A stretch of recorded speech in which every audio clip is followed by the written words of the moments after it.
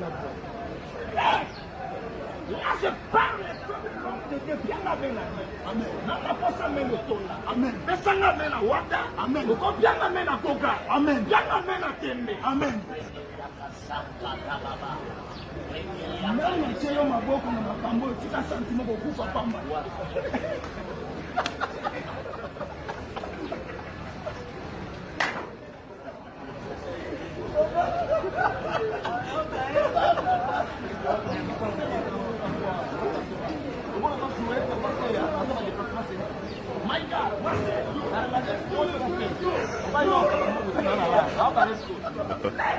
Il y avait un jour la terre motomoko nzamba lebisaka bien la mena. Amen. Nana posa mena simba. Nana mena dirabole. Pesanga mena pita kodo. Na Tunisie, il y avait un jour, oh my God, dans la bâtiment dans le monde. Là, c'est mon tour, on est ma sœur Solola. Solola. Tu vas pas savoir mettre. Namoni formation à Kitoko Katina. Soki na lobina mémoire en théologie pastorale au Congo. Et c'est nous à la peine de l'Aïe, Natia yo maboko koko. Yoti melambo. Kasi bulo ni amwe le kimbo. Nous amène soka bengi yo comme ici na mbongo. Papa nzamba pambola. Olingi ba. Ofanda kanaba. Na yokata masolo na yo na ba témoignage. Na lobaka to sali pona mai to sali pona ba ninga. Na sabana mboka ba kombo. Okokoka komi témoigner te. Mais le lenge batu bazo témoigner na mboka o Bogan héritier wa Kanabe moto na tembe. Tembo yo sa nango eza bata mokili te nzambe ne mukacha ote. Oya ko teleme na tembe na yo akosonga mabe. Papa so tembe na abimisa grand combat abokamu. Na édition vérité. Na bana na yo. So di Bogan na saladi te. Ndako kitanga kanda na nyaka. Tuna papa. Oui. En fait, le matin, moi, je correspond à un message à vous. Exemple, au moment où on a la Bible. Frère, la Bible me dit c'est la bénédiction de l'Éternel qui est enrichi. Mais laisse-moi te dire, pour être riche, il faut d'abord bénir. Alors, quelqu'un qui est béni, et vous savez, on a l'obéle, mais on a pambola, on a bien amené bien. Alors, vous savez, on a la pambola. La pambola. Aïe, la cassaka. Maloba malabu pona yo ozo la grâce prophétie zamba pamolo na prophétie namoni grâce prophétique ni kolona yo kasi soko fi desa bobo sa ndeko na yo dim na bozo na bope so kaka siko na édition nenga ozu nenga ozo reconnaître na zo pesa ye tim o nzamba pamolika pianga mena bien amen.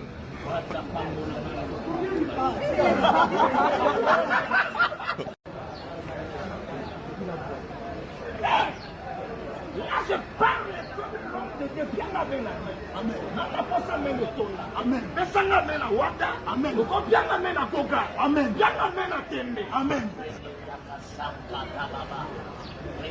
Mwana chelo maboko na makambo tika sentiment kokufa pamba.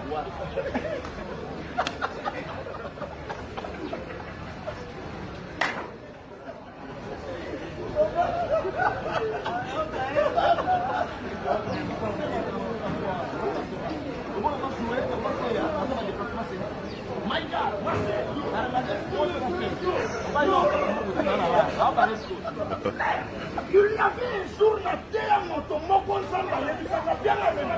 Amen. Nana posa mena simba. Nana mena dirabole. Pesanga mena pita kodo. Na Tunisie, il y avait un jour, oh my God, dans la bâtiment dans le monde. Là, c'est mon tour, on est ma sœur Solola. Solola. Tu vas pas savoir mettre. omoni namoni formation ya kitoko kati na yo soki nalobi na mema na théologie pastorale okowumela te esengeli ozala pene na ngai natia yo maboko koko yo timela mboka kasi bulondi yango eleki mbongo nzambe soki abengi yo komi lisu na mbongo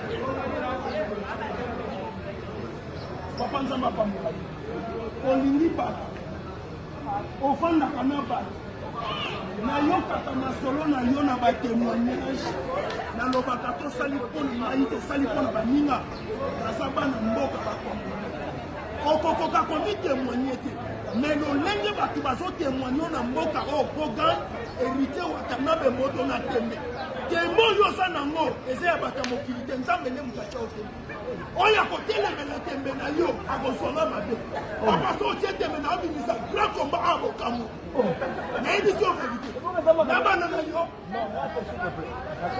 soki boga nazalaki te likokokitsanga okanda na nyaki na moko tuna papa alcool de matin moko de correspondre na message à vous. Exemple, on va le remettre comme la Bible. Frère, la Bible me dit c'est la bénédiction de l'Éternel qui enrichit. Mais laisse-moi te dire, pour être riche, il faut d'abord bénir. Alors quelqu'un qui est béni, et l'autre c'est que ngana lobele malama pambola na bien amena bien. Alors vous savez ni pour la pambola. Pambola na lisa na pambola. Aïda, ouais la kasaka. Allez, na poso pambola na. Maloba malamu pona yo. Ozala grâce ya prophétie. Zamba pambola na prophétie. Namoni grâce prophétique likolo na yo. Kasi soko osui desa kobosana ndeko na yo